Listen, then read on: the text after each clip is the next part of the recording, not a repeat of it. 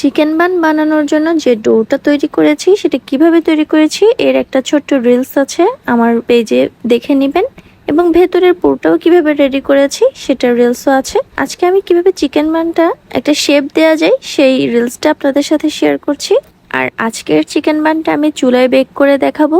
যেহেতু সবার কাছে ওভেন থাকে না, সেহেতু চুলায় আমি আজকে বেক করে নিয়েছি। এভাবে ভাঁজ দিয়ে 10 মিনিট এভাবে ট্রেতে রেখে দিয়েছি। এটা আরো বেশি ফুলে উঠেছে।